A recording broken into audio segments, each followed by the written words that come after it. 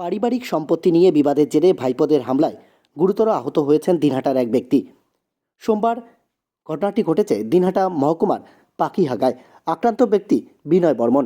সোমবার বিকেল 4টে নাগাদ তিনি দিনহাটা মহকুমা হাসপাতাল থেকে জানান, তার দুই ভাইপো পুলক বর্মন ও রাজেশ বর্মন সম্পত্তির লোভে তাকে ধারালো অস্ত্র দিয়ে কোপায়। এ সময় তিনি মারাত্মকভাবে আহত হন এবং রক্তাক্ত অবস্থায় পড়ে থাকেন। পরে পরিবারের অন্য সদস্যরা তাকে উদ্ধার করে দিনহাটা মহকুমা হাসপাতালে নিয়ে যান। সেখানে প্রাথমিক চিকিৎসা দেওয়ার পর তার অবস্থা আশঙ্কাজনক হওয়ায় তাকে কোচবিহারে রেফার করা হয়। বিনয় বর্মন। কেমন করে হলো এমন? ভাইটাগুলো ঘুরেও মানে আসে ডাঙাইছে সেই রকম একেবারে ছোড়া টোড়া করে মানে দাও টাও নিয়ে এবার সেই চটে দিছে। কিসের জন্য মারছে? কোনো কিছুর জন্যই নাই, ওরা আগে থাকি যে আগে ঠ্যাং ভাঙে দিছে, মানে এখন আমার সম্পত্তির লোভে আছে। বাচ্চাদের নাম কি? পুলক বর্মন, রাজেশ বর্মন। কয়টার সময় হয়েছে এমন ঘটনা? এই 12:30 1টার দিকে। আপনার বাড়ি পাখি একা বাড়ি কোন অঞ্চল পড়ে? মাতালার অঞ্চল।